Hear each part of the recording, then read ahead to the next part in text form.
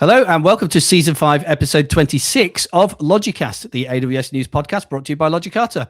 I'm Carl Robinson, CEO and co-founder of Logicata, and I'm joined today, as always, by Principal Cloud Engineer who is apparently afraid of teenagers, and no doubt there is some karate story behind this, which John Goodall will be availing us of shortly. How are you doing today, John? It's nothing to do with karate. Oh, okay. Fair enough. No, I was last week. I was at one of the My Chemical Romance gigs in Wembley, and one of their songs is called "Teenagers." One of the lines is "Teenagers scare the living out of me." So that's okay. the reference. So it's I a don't have my musical emo reference. Yes, I don't have my emo face paint on or a band T-shirt today, though. Did you actually have emo face paint? No, I don't. No. Oh. Okay. I did, however, along with the other 90,000 people at Wembley, belt out pretty much every song. So there's that. Fair enough. Yeah. Well, if you ever do choose to don the emo face paint, please make sure there are pictures that we can circulate on the wider internet, because I'm sure everyone wants to see that. I'm sure no one wants to see that. Perhaps you could record an episode of Logicast with your emo face paint on. Might grow our subscriber base, appeal to a different audience. Anyway, speaking of appealing to audiences, we're delighted to welcome back for countless, I've lost count now, Johannes, of how many times you've been our guest, maybe five times. John's holding up, so 5 digits. So I'm assuming that's signifying the 5th time that we've had Johannes Koch, AWS hero, on Logicast as our guest. So how are you doing today, Johannes? I am doing great. Thanks for having me again, Carl and John. You are very welcome. This is going to be fun again, I hope. I hope so too. So tell us what you've been up to since your 4th guest appearance on Logicast. I've been, I would say a lot of different things. As always, went a bit into the platform engineering landscape in the past 1.5 years. Did a lot on that front, doing Crossbane, doing Argo City, a lot of things on that part in the community as well. I've also started to build some fun stuff on the side, right? Where I'm still I still want you to try the stuff that I've been building, right? And I can talk a bit about that as well. Fun things, and really, that's what an agentic AI enabled for me, at least, right? And I know that we're not going to talk about these things, but Alan Halton had a very good article recently about how we are all building our own SaaS, right? And actually, I've been doing that myself, right? So we can spread some things about that as well if you're interested. But other than that, let's focus on the news, right? And see. Well, we are going to talk about Kiro. So perhaps we can talk about some of the things that we've all been building with Kiro, including me, the accidental app developer, who's now never cranking out code. So, I cannot believe that.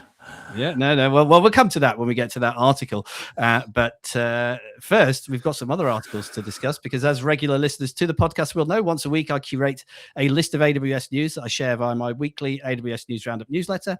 And then John picks a selection of the articles that we share with our guest to discuss on the podcast. So the first of those articles is all about Amazon Leo. I think we've spoken about LEO on the podcast before. It stands for Low Earth Orbit. It's obviously an acronym. And this is essentially Amazon's Starlink competitor for satellite broadband. This is an article on CNET, which claims that Amazon Leo is ready to begin limited internet service later this year. But the company has a long way to go to catch up with Starlink themselves, who, as we know, are already very well established. And I'm sure we all know somebody within our network who's using Starlink already. But John, what are your thoughts on this? I guess Starlink needs a competitor. Yeah, so that's the first bit, right? Is Starlink absolutely desperately needs a proper competitor in the space, because Starlink, and I'm going to rant about Elon in a minute because I personally don't like him, but I mean, I don't like Jeff either, let's be honest, but like, which billionaire do you like least? It's having never met either of them, I sound like a socialist now. They desperately need a competitor, because when they came to the market getting on 10 years ago, now it's 2019, I think this first sort of got going in earnest, they upended the satellite broadband market, because historically satellite broadband was done on geostationary satellites, which, if you're unfamiliar with orbital mechanics, I don't blame you, go play Kerbal Space Program, it'll make much more sense. Geostationary, they sit over the same bit of the planet, and they're a lot further away because they have to kind of move around the planet at the same speed the planet's rotating. Cool. Low Earth orbit, they're a lot lower. They're a lot lower, and they're kind of spinning around the planet a lot quicker. The ISS is actually slightly below low Earth orbit. They're in truth skimming the top of the atmosphere, so they have to burn themselves up every so often to kind of not die, which is a fun little tidbit for you there. The upshot of them being in low Earth orbit is because they're nowhere near as far away, the latencies are a lot better and the speeds can be a lot better because the data's not going anywhere near as far. However, it's much more complicated from an engineering perspective because you have to worry about satellite coverage and sat tracking and making sure you're pointing at the right one. And you will probably see, if you ever watch a Starlink dish, you will see the older ones, certainly, they will move throughout the day because they're tracking the satellite that they're on, and then they'll jump to another one, and then they'll jump to another one. And that's where you have to have thousands of the things to cover a certain space because you need a big, they call it a constellation of these. Whereas historically for geostationary, you just kind of needed the one for your rough area. But yeah, Starlink completely changed the game on this because they were able to offer much, much better speeds than the traditional geostationary folks, right? Because they were offering a couple of meg and you only picked them because that's the only option that you had. Starlink came along and now people will genuinely choose it over fixed line broadband if your fixed line broadband is not great, even if it's available. Because you will see this sometimes in sort of places like central London where there's just too much cabling going on, and Starlink could give you a better connection. So you do see people using it in non-traditional spaces. And again, the upshot of it being not based on a single satellite in the same spot is you can then put it on an oil tanker or a camper van or your Broads boat or whatever and move around and still have internet. So yeah, Starlink changed the game a long time ago now, and Amazon have been playing catch up for a while. It's nice to see them kind of starting to get there because I'd like a proper competitor in the space. It's just a shame that the competition seems to be between two billionaires with nothing better to do. Do you Yeah, and I think think they are Sorry, go on. actually competing already, John? Like you just said, they are competing with Starlink. Are they? Well, no, they're not yet. They need to be. They are the logical competitor there, but And Starlink is so far ahead of them. And how long have they been saying that they are catching up?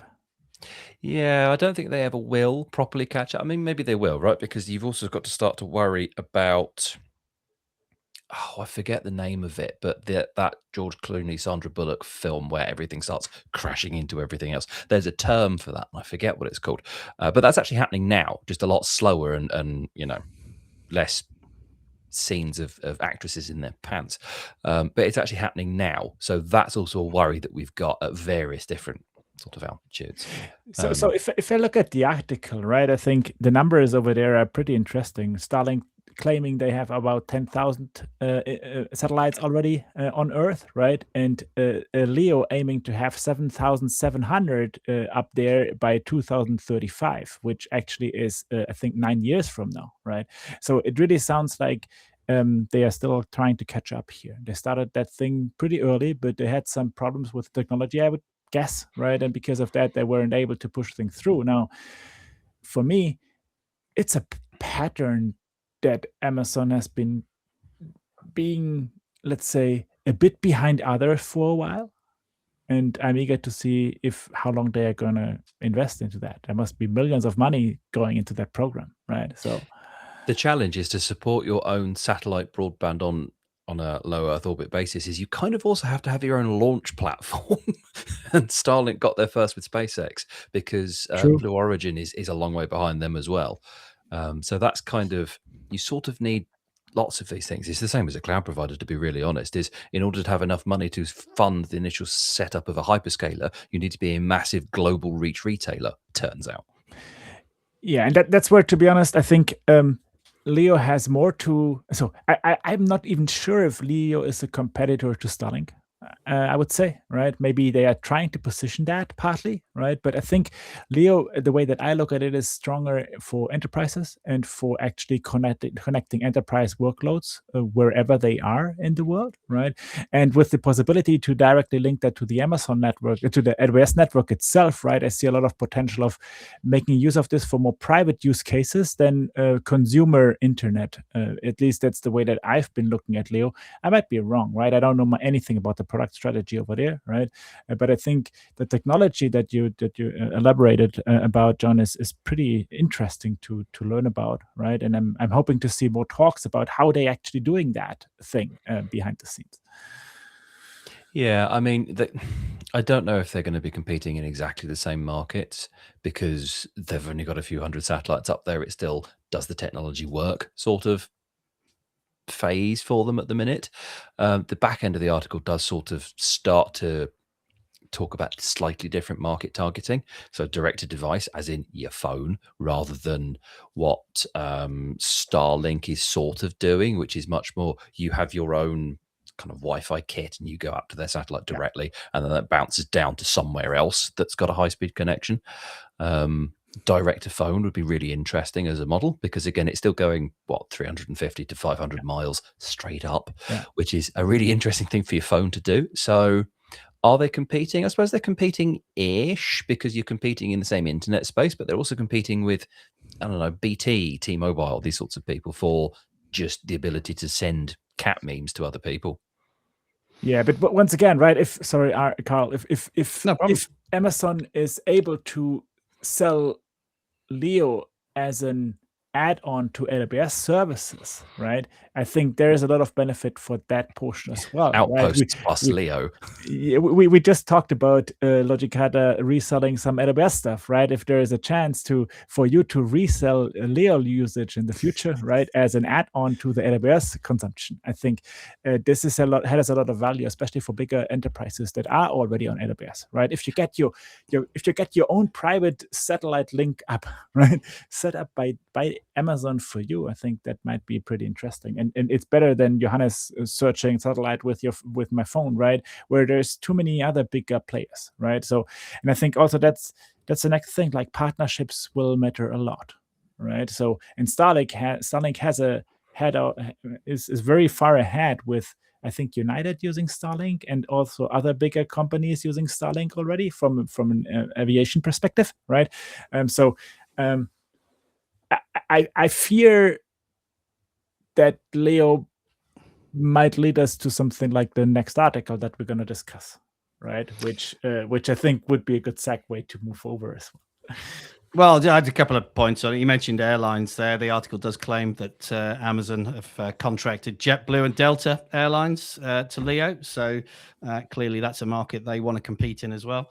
And just to John's point, outposts, then, yeah, maybe outposts connected to Leo on a ship, on an oil rig, on places where you can't traditionally get connectivity, but you may need some cloud, depending on what you're doing, deep ocean research, whatever, that potentially is a market there for that too. So oil companies, oil research, they've got plenty of money. So, perhaps that's an angle here as well. Yeah, but the two aviation companies you just mentioned, they are just North America, as far as I know, right? Yeah. So that is like, for me, that market is not big enough to throw up 10,000 satellites in low Earth, right? No, but they've only got 396 at the moment. I think so I guess they're going to have to be selective about where they're actually delivering service to, because I think I don't know what the service coverage of Starlink is, but they've got 10,000 up there, and it's getting on for global. It's something like 100. It's 150 countries, and they've got United Airlines, Air France, Alaska, and BA on their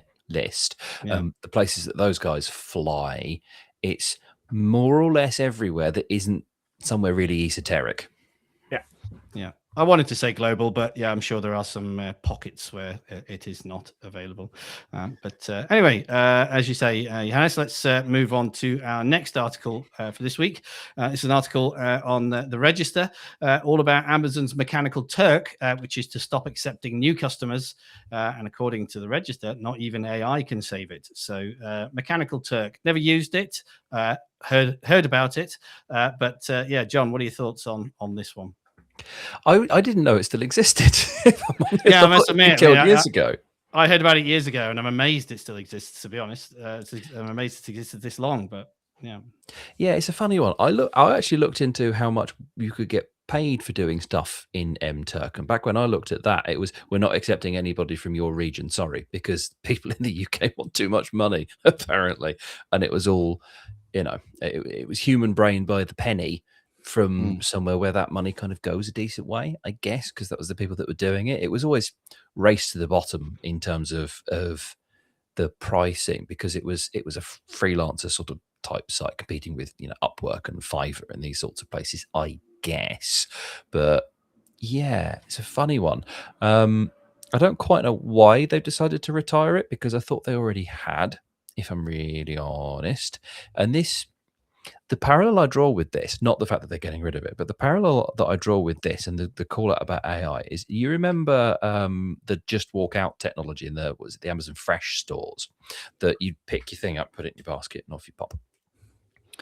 Apparently, almost all of that they claimed it was AI, and almost all of that wasn't. It was actually people sitting in call centers and whatever, manually tracking what you'd picked up, and then making sure that it was tagged to you properly, like 80% plus or something, because the machine vision just wasn't good enough.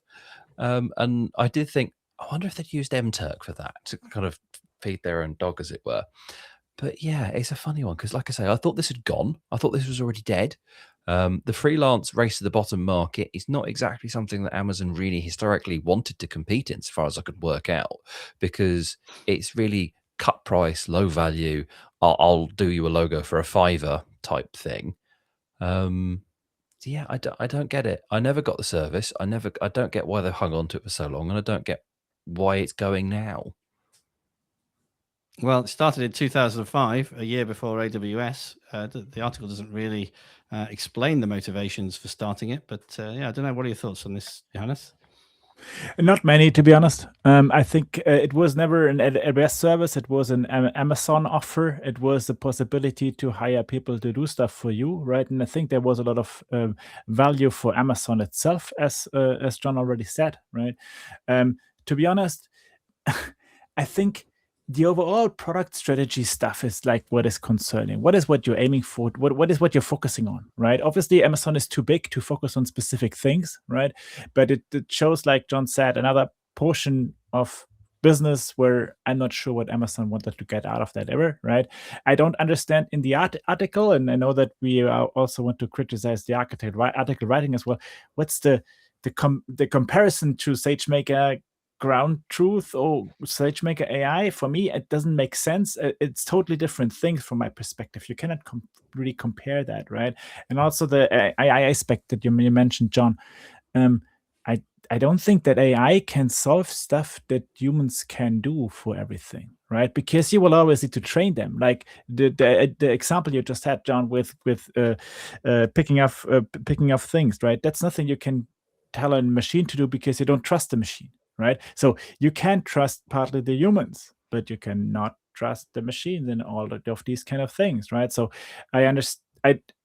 I also don't understand why they still had the service if it didn't get any traction, right? I also was never able to play a role and try it out, right? So, but yeah, no other opinions than that, to be honest. Well, the SageMaker call out was because within SageMaker there was actually the ability to send jobs out to Turk for reasons, for training, I guess, because there was a specific job, SageMaker AI Mechanical Turk, and that is now in maintenance mode. Yeah. So, because there was an option, I assume it was for data training or something of that nature, to get an human to do something. So that was kind of the AWS integration point there. But I guess it just doesn't really have any traction, never really made any money. Well, possibly the AI tools are just getting so much better that a lot of the things that you might have farmed out to a service like this, you no longer need to. Because I think in the early days, a lot of LLM training was done by this sort of thing, with people clicking on, yes, that's a bus, that's a bus, that's a bus, that's a bus, that's a bridge, that's a cat, that's a whatever. I always overthink those, because anything that I've got buses in, like that tiny little pixel has got a little bit of the bus in. Yeah. Is that true? Yeah. But yeah, I mean, a lot of that, the model training, and in fact, even Alexa in the early days, a lot of the voice training on Alexa was done by just listening into people. They were hiring students and sending them to houses and listening in on their conversations to train the Alexa models. But I think a lot of that training is now just done by the models themselves. So yeah, human in the loop, less needed than it was, obviously, I guess, is why we're seeing this disappearing. Yeah, I don't know. Humans still needed in the loop, absolutely. We can talk about that in our next article.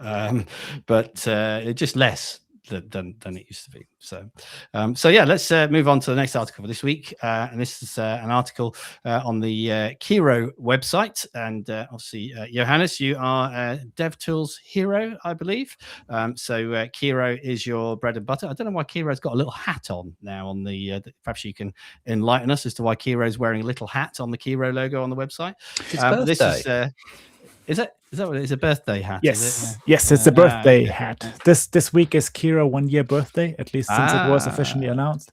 Yeah. And this is the celebration icon that they have for that. To be honest, right? And yes, I am a DevTools hero, and yes, I am a bit into Kiro and all of the things that come around that, right? So I put this article in because I find it pretty interesting. Now, I also said Kiro is officially not AWS, right? And as we talk about AWS related news, I didn't know if we want to put it in here, right? So, John, what's your take on why Kiro has a role in the AWS ecosystem? I mean, we don't specifically talk about AWS. We also whinge about general tech news and stuff here too. So, no, you're good.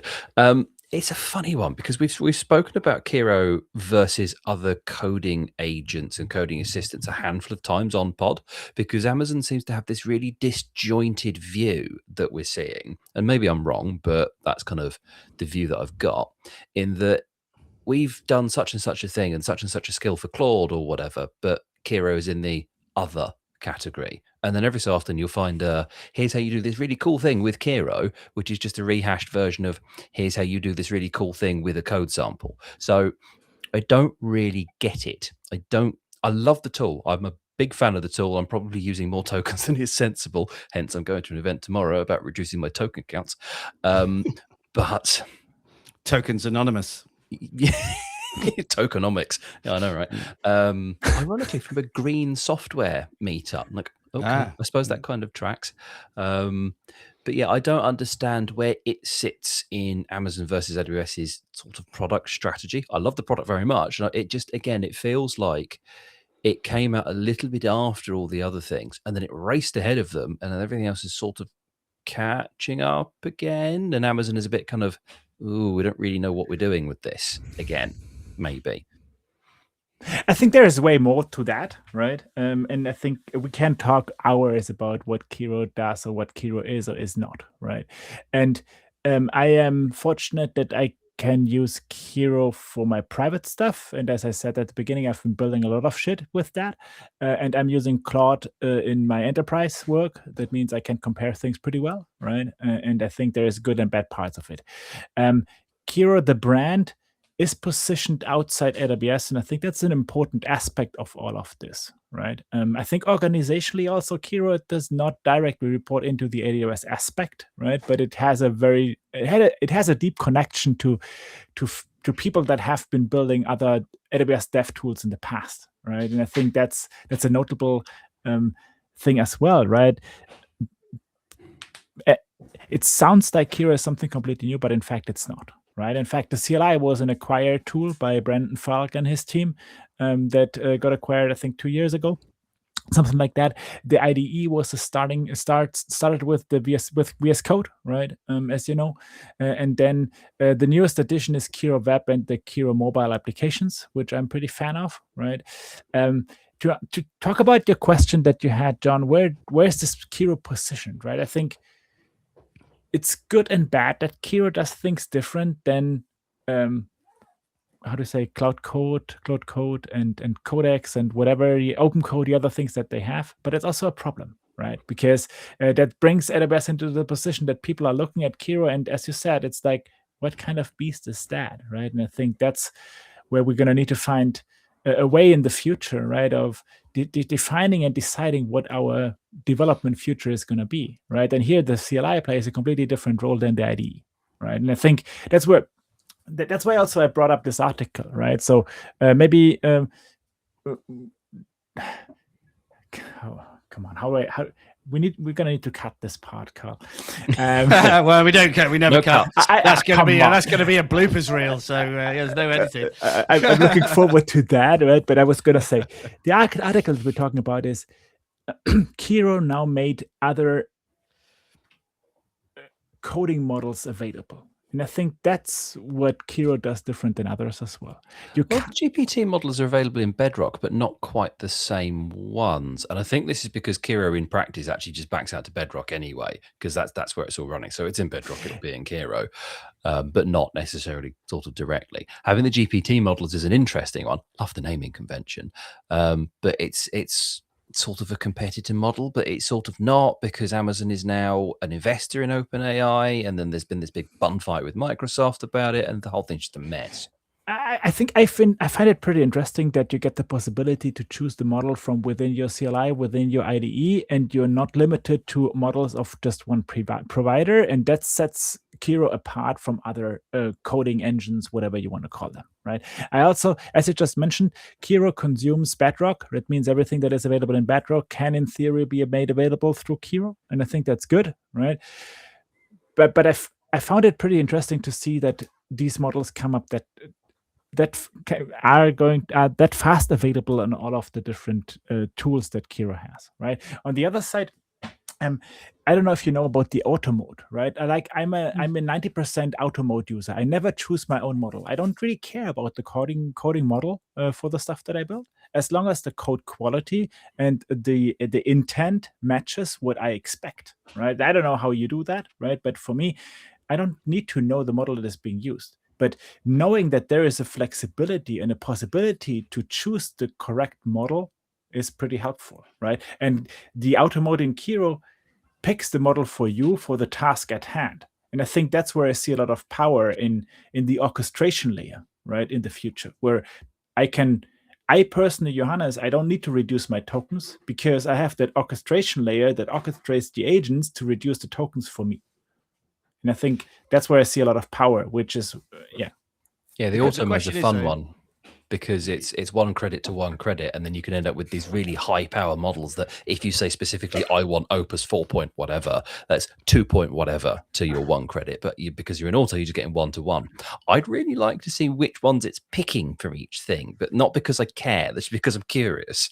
Yeah, and I think that's the interesting part, right? Will we ever find out, or can we find out? Yes, there is possibilities to find out. You can prompt it accordingly. Let's just say the agent should prompt out which model it is currently using. You can get a lot of insight with that, right? But with that auto mode, for me, interacting with the coding agent becomes a commodity, and the auto mode decides for me, right? I can reduce my costs because I use only one credit at a time, as you just said, right? Which is pretty cool, right? And I think these orchestration capabilities, they are very powerful and very meaningful, right, in the future. Now, that's where adding new models to so that's where I asked the Kiro team, like, these new models, are they now also behind auto mode? Yes or no? Can I know? Will auto mode now pick the GPT models, or is auto mode limited to Claude or limited to specific other models? I think that's something that the Kiro team would need to add as well, right? To document that in the next articles, the next models that are being announced. I guess the question is, how much do you trust auto mode as well? So, back to tokenomics, it's, it's picking why is it picking what it's picking? And is that tunable? I guess, can you say to it, I only want you to pick the most cost effective models, or I want you to pick the, the models with the highest code quality, or I want you to pick the models that are going to get this job done fastest for me. I haven't seen that level of configuration available myself. Do you think that's something that may be needed in the future, or do you think everyone should just trust that it's doing the right thing on your behalf? I think that we're going to need to see a lot more details into that orchestration part of interacting with coding models in the future. Now, at the moment, everybody has been building that for themselves, right? So like you all read about the Ralph loop and all of those things that people have been building for their own, right? Kiro takes away a lot of that for yourself, right? And I think we're going to need to see more insights into the decisions that are being made in order to choose which model, right? And I think it's an agent choosing which model is going to be used for the next task of another agent, right? So that power of agent orchestration, which we see in the agentic coding landscape these days, is very important, and it's very very good for us to understand how it behaves. I don't think that the Kiro team will want to tell us, right? Because the moment that they tell us too much about that, we can rebuild that our own, right? And maybe that's not what they want, right? So I think, John, you asked the question, on where does Kiro sit in the business model in the future. And I think that's a valid one, right? I think the Kiro team needs to be a little bit clearer on how are they going to be getting money, because at the moment they are, as you said, just reselling Bedrock, right? Is that going to be the future? Yes or no? I don't know, right? But the products have a long way to go, right? Some pretty major adoption going on. I mean, are you just using it personally, Johannes, or are you using it in work as well? I'm using Kiro mainly only personal. I'm not able to use it at work, right? But I've been building a lot of things on the side. We talked about my social media scheduler already. I built a vocabulary training app for my son. I built Bean Tool, like that app that unscratches the map that you go to, right? That kind of thing I built for my daughter recently, and a lot of funny things that are my own SaaS somehow, right? But solve a problem for me, right? And I have I'm part of a handball club. I know it's not karate, sorry, John, but it's a team sport, right? And we had the requirement to have something like a team event management app, and Kiro built that for me as well, right? And here, what has become very powerful for me is the possibility to orchestrate the agent without it running on my own PC, right? Which is where Kiro Web and Kiro on iOS becomes pretty important, right? Though I've been on vacation. On vacation, I coded only with my mobile phone the whole time. I prompted Kiro on iOS, right? Kiro on iOS talked to the agent, ran the agent on the cloud somewhere, came back with pull requests, and I needed to only approve. And that's it, right? And that's pretty cool, right? Because if you know how to deal with the tool, it empowers you to build wherever you are, right? And then I only need Amazon Leo or Starlink to be able to talk to my Kiro backend, right? And that's where I see a lot of value of being able to use my time better, right? Because I don't need my laptop to be on and up and running, right? I can use the agents that run somewhere to do that for me. Yeah. And I haven't tried that. Yeah. You have used Kiro as well, Carl. So yeah. I have only on the Mac, but mostly just coding work tools, to be honest. So things that traditionally I may have done in a spreadsheet, I'm now able to script or even turn into web apps. So I built a project estimator, which used to be a horrible spreadsheet with Visual Basic in it that never really worked. Visual Basic macros that never really worked properly, and it was a pain. And I was able to knock up a web app in a couple of hours. That we've pretty much launched and are using as a team. So that was pretty cool. A couple of other bits and pieces I've done with it, but I haven't tried any of the mobile or online stuff. Is that all included in the same subscription, or is that kind of an extra? Yes, you can get all of that through the same subscription today. You can then directly also use web, but I think you need a certain level of subscription. So Kiro has different levels of subscription, and then you get an iOS app for free that you can use and interact with the Kiro web and backend at the end, right? What they don't have today is the possibility to access a session from the IDE or from the CLI that you have on web or on iOS, right? But you can already access the same session on iOS that you can access on web, and I assume accessing your sessions from IDE and CLI must be on the roadmap somewhere, right? And maybe that might be one of the articles for you to pick up in the next episodes, right?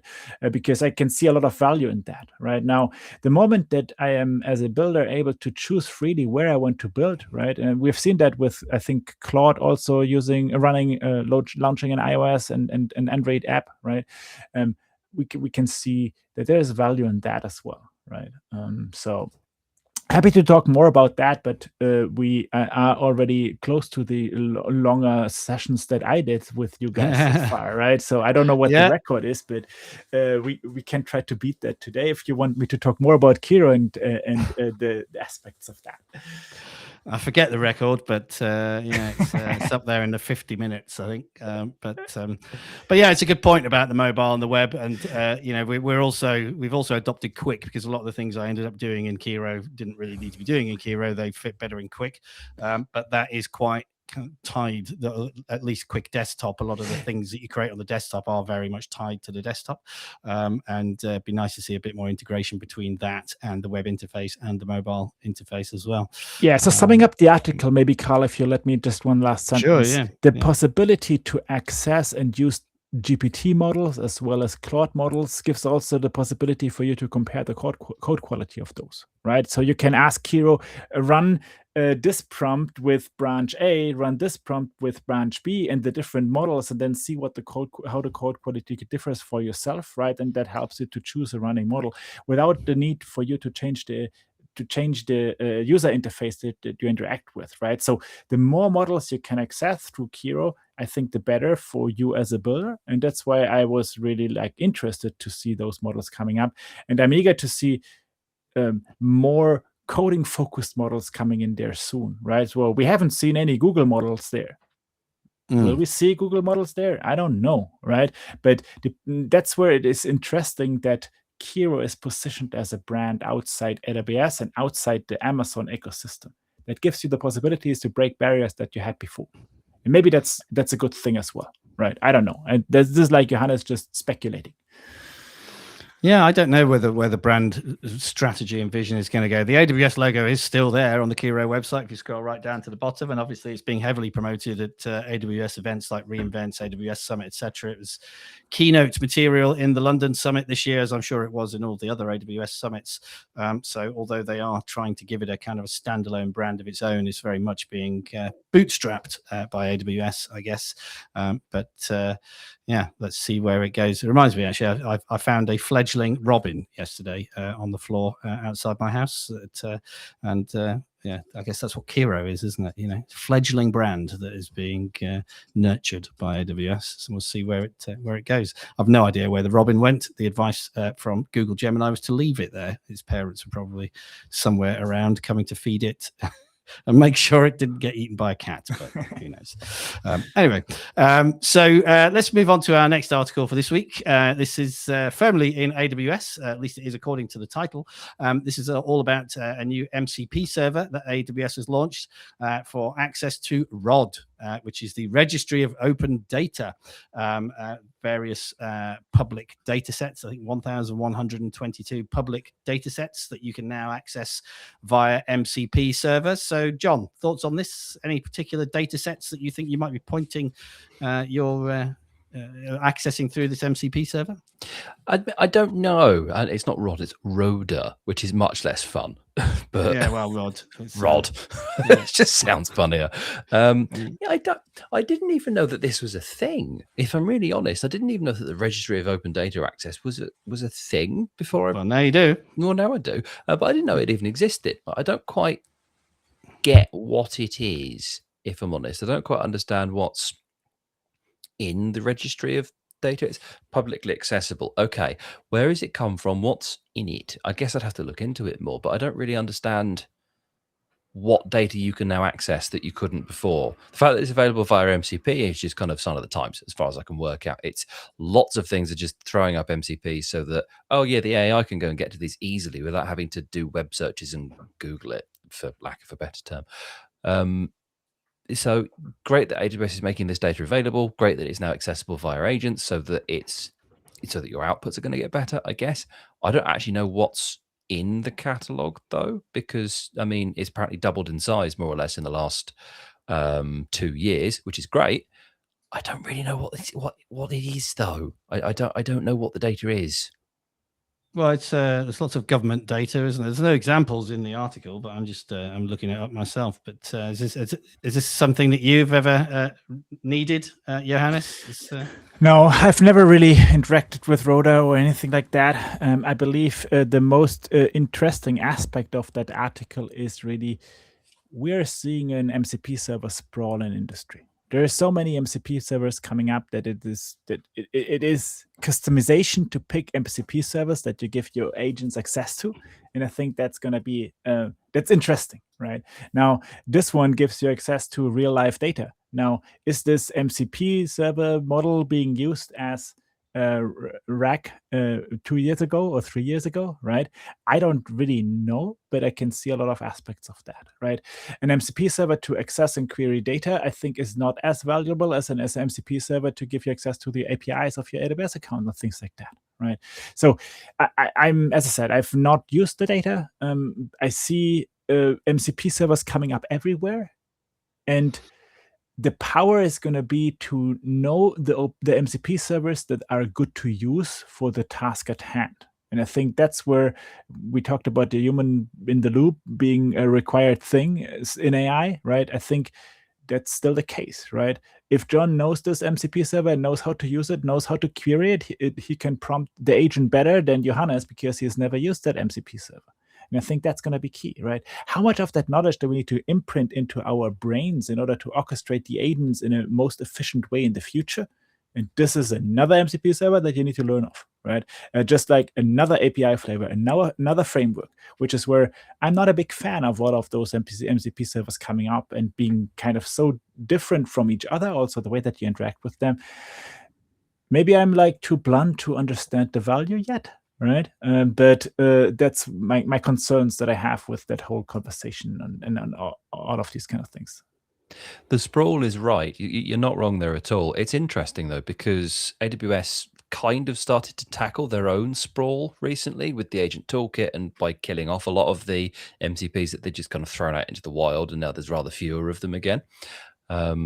It feels very much like here's all the stuff that you need Amazon AWS creds behind the agent toolkit, and here's all the stuff that you don't, which is sort of freebie stuff over here. And this is in the freebie camp. I don't quite understand why the delineation. I mean, I guess this data is kind of all free, accessible anyway, so maybe that's the point. In terms of the data that is available, according to Gemini, because we don't do anything other than ask AIs for things anymore, it is climate and weather stuff, oceanic data, geospatial stuff, satellite imagery, genomics, human biology, cancer stuff, biomolecular structures. Ironically, AI training data. Weird that. And then a lot of old government stuff as well and various other bits and pieces. So, yeah, it's a vast amount of data, but you're not wrong about the MCP sprawl. It's good that it's more accessible, bad that it's another thing that you need to know about to go and find it. Yeah, I think the key thing is that this data has always been available, and AWS has made it available to AWS services for quite some time. This is just an easier way of accessing it. Yeah, and then there's the other thing. The open source repository is hosted under AWS Labs, which for me means it's a playground of someone doing something, right? And you never know how long that MCP server is going to be supported, as long as it's in AWS Labs, because there is no commitment of actually supporting it forever, right? So I had exactly that with the diagrams one, because that was really, really good. Now it's gone. Yeah, and me now putting that into my mindset of using that MCP server for my day-to-day task, seeing it under AWS Labs for me means, I'm not sure if I'm going to add that into my day-to-day habits, right? I'm maybe going to play around with it, but then I'm going to kind of forget about it again, because as long as it doesn't get officially supported, I'm not going to be able to make use of it, to be honest, right? And I think that's an aspect of that, right? We have seen in all of the AI space, everybody is trying to make a hit with something, even being small, right? And you don't know what is going to land. And I think that's what our industry is currently becoming into, right? It's really hard to spot the unicorns that will become big unicorns and not stay like just a baby and not survive the first year, right? And I think that is a big concern for me at the moment. Yeah, it's just another gold rush, I guess. Another hype cycle, another wave of technology, and you're absolutely right. There'll be winners, there'll be losers. Lots of money will be spent along the way, and none of us really know where this is going to shake out ultimately. But anyway, let's take a look at our final article for this week. This one has gone down very well in the AWS community. This is the announcement that AWS now gives you a free Sandbox account, no credit card required, no cost, and you can run it for up to 8 hours to build whatever you want. So, John, have you? How many free Sandboxes have you been burning recently? 0. I've been getting the notifications from my actual account that, by the way, you're going to have a bill this month. I'm just like, oh, I need to find some credits from somewhere because I don't like paying Amazon bills. I've not used this. This is absolutely on the list of things to go play with, not because I particularly need lots of free kind of compute, but because as part of the user group, we run probably one a year workshops, and they historically have been a little bit difficult to run. We've either had to pre-roll accounts for people. We tried the jam in a jar thing, and I think that got deprioritized by Amazon shortly afterwards because it was just too difficult to make anything work, because you had to be kind of the other side of the fence, be an Amazon employee to kind of do various bits and pieces, or we had to pick workshops that didn't specifically require people to have Amazon accounts. So the one that we ran last year was with Q Developer, I think, and you didn't specifically need an Amazon account to make use of that. You needed a builder ID, but that was about the size of it, and signing up for one of those is pretty trivial. This is a big improvement in terms of making my life easier running workshops as part of a community sort of initiative, because now I can just say, well, we can just sign you up for an account. It's free. I don't have to pre-vend them. I don't have to think about them. They'll just kill themselves again after 8 hours. They'll just clean themselves up, and I don't have to think about that. And okay, the workshop will last a couple of hours. It'll last until tomorrow morning if you want to play with it when you go home. Once you've had some more of our beer and pizza, great, go for your life. So I like this a lot. I don't think every workshop is supported, which is a little bit frustrating, because it will be pre-rolling the Sandbox. Because if you go to any conferences or whatever that they're doing this, they will have pre-canned environments for you. Skill Builder is now doing a similar sort of thing where you have training or whatever that's a lab environment, and it's a pre-canned environment, so it takes 5 or 10 minutes to set itself up, and then it'll get rid of itself again afterwards. And I think this is much the same thing, right? It's not just an account, it's a sandbox to work through the workshop. So it's not quite that you can have some free compute to do anything you like. It's you can have a sandbox environment to run this particular piece of training and this workshop if you want. It's kind of competing with your plural site lab type people, I think, because they were doing that because the official training never had any of that. Your Udemy courses didn't really have any of that. Your Cloud Guru, back when that was a thing, didn't have any of that. So your plural sites and what have you were giving you these lab environments that you could play in at no cost to yourself. And this is sort of competing with that. I'm amazed it's taken Amazon as long as it has, because other people have built on top of AWS to provide that for people and then clean it up afterwards. So it's not like it's a massive engineering challenge. I guess it's a challenge of scale, which is the issue that a lot of AWS services have. Is, well, it's a really simple thing to do if you're doing it for 10 people, but doing it for 100 million is a very different game entirely. But I like this. I like this a lot. Our next user group event, I forget when that is because my brain has been on kind of the next thing and the next thing and the next thing, and I think it's September time, will be a workshop of some description. So we will probably pick something that has one of these, because then I don't have to think too hard about it. Just go, there you go, do that one, have a pizza. Yeah, and I think this is a great thing. It is a good possibility for making AWS accessible or more accessible to builders, maybe that can also not pay or don't have a credit card to try things out. On the positive side of things, right? I also think that it was long overdue to have that. As we all know, with the AWS Game Day and the Game Day engine, AWS had the possibility to spin up accounts in the background without any problems in the past, right? So I'm a bit, frustrated that it took them so long to make this available. But I think it's like the limitations that this thing has today are too big at the moment. Right, the limitations means you can request only one free sandbox per week for 8 hours, and then everything is gone, which is kind of bad, right? Because okay, you're playing around with it, you can access the AWS account, you can access your stuff. Now, we all know in 8 hours today, if you're free to use that AWS account, you can build a lot of things over there. Now, knowing that it goes away after 8 hours means everything is gone. That means on the one side, you need to ensure that you can rebuild that if you want to. On the other side, you cannot take that and convert that into a real account. So for me, it feels like, okay, now we're giving you the carrot, and then we're directly giving you the stick. We're not giving you the possibility to make the carrot a salad. And that's my view of looking at it. Right, where also if it's just something to play around with a workshop, then for me the positioning would have been, okay, it runs 4 hours and then it's gone.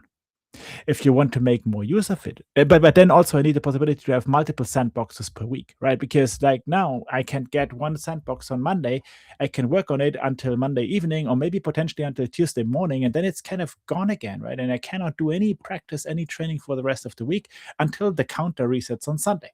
So for me, that whole thing is the idea behind this is amazing, and it's a great thing. The way that it has been put to life, I think, is too short, and I would have expected a bit more, right, out of this in the future. Well, I expect more of this in the future, to be honest. Maybe we'll get more. Now that Johannes has spoken as AWS hero and of course user group leader for is it Karlsruhe? No, which is your user group? Plug your user group. Now this is the part that you're not gonna cut out either, Karl. Bergstraße. Bergstraße, there we go. Yeah, pretty good. I'm always joking with Maria, the user group lead, because I forced her to say the name of my user group in public, and she, for Spanish tongues, is a bit harder to pronounce. Bergstraße, right? Yeah. But and we are so small of a user group that we are just mentioned because of the name, to be honest. No, coming back to the article, I really think that it's a really great start, but it's not targeted either at user groups or people that want to learn AWS. So I don't understand the positioning yet. I hope that I'm going to understand it, right? I will need to ask some questions around that. But I don't know. Will you be able to use it in your user group? Will you? I'm going to give it a go. Okay. I guess you'd have everyone logging into the same account, given the limitation, isn't it? You can't have an account per user. No, it's an account. No, it's an account per person. So yes. you do it. So you do it through Builder Center on your own Builder ID. Right. Right. Okay. So it's much the same as, you've probably never done one of those. Much the same as you go to an AWS event, like you could go to a summit or whatever, and they will tend to have guided labs and workshops and what have you. A couple of years ago, I helped out running one of them, and it's you go here, it vends the environment for you. You log in with your event code, it's pre-rolled. There you go. But the workshop was also designed such that, are you doing this in your own account? Run this CloudFormation template instead to get going. And then remember, you have to clean up after yourself. And I view this as sort of replacing that sort of second option, which was the run it in your own account, but remember to clean up afterwards if you don't want to pay the bill. This is giving you the option of running it like it was a managed environment at home, or not at an official sanctioned event. So yeah, I can see us using this. And you don't have to clean up because it gets nuked. Burns itself afterwards. You don't. Yeah, exactly. You don't have to put your credit card in. You have to have a Builder ID and log into Builder Center, but that's it. Well, there you go. Tuesday, 17th of September is the next meetup of the AWS Brighton user group. I looked that one up. Big gap this time, but everyone's we tend to avoid August, I think, because of summer holidays and whatever. We tend to avoid that one. But that's a missed opportunity. We tend to do July, August for just having a beer or going out to lunch, to dinner somewhere, right? That's what we. We just had builder cards in the end of June, so that was our kind of social, builder cards and pizza. So which is very needed, because middle of the heat wave of the venue that we have has air conditioning. Yep, but we forgot to put that on the on the meetup page. We should have put that on the meetup. Now that you mentioned builder cards, Karl, you know that David left AWS. I did spot that David left AWS. Yeah, so I don't know what the future holds for. It was already in keep the lights on mode, because it was a passion project for him outside of his day job anyway. Yeah. So yeah, true. Well, we've got ours. Maybe they'll become more valuable if they get sunset. Who knows? I think I've still got some with the cellophane on, so maybe I'll leave that there. But anyway, on that note, we have reached the end of our time for season 5, episode 26 of Logicast. I'm not sure if it's a record, but it's definitely up there, Johannes. And you still didn't tell us what you built with Kiro. Yeah, because you promised Project Estimator. Okay. That was one thing, and I've also built a Teams Slack bridge application, which has yet to see the light of day, but it's sitting there in a GitHub repo waiting for someone to review it. So because we provide chat ops with our customers, who most of whom are on Slack, some are on Teams, and we'd like to be able to continue to talk to them in Slack. And we've got a bit of a hacky solution going at the moment, but I've built much more of a two-way integration so that we can provide that service regardless of which platform the customer is coming in on. So Cool. Assuming this sell that tool too, because that's really cool. Sorry. Could try and sell that tool as well, because there's not a decent well, SaaS it is potentially a SaaS offering, yeah. And assuming that this episode goes out today or tomorrow, I wanted to pitch our CFP for the Community Day in Germany, right? So maybe if you can't make reInvent, then at least you can visit us in Berlin and maybe talk about that little fun ChatOps project. I should do that. So at least submit something for the CFP. It ends on the 15th of July, which would be tomorrow, right? So we would love to get some more submissions over there as well. And also, if you're interested, coming to Berlin in September, that would be amazing as well. We're expecting 500, 600 people coming together again, talking all things AWS. So feel free to attend that one as well. Sounds good. You got your little plug in there, so we'll try and get this published today, so that hopefully we can get a few more submissions for you. But on that note, we have definitely reached the end of our time for season 5, episode 26 of Logicast. So thank you once again, Johannes, joining us as our guest for the 5th time. Always fun to chat with you. Thank you, John. As always, you have to be here, but I think you enjoy it too. We obviously, if you are still listening, we are available to download wherever you download your podcasts. So please give us a like, give us a follow. We're also available on the Logicata YouTube channel. So that is it from us for this week. We'll be back next week with another episode for you. But until then, thank you very much for listening, and we'll see you again next time.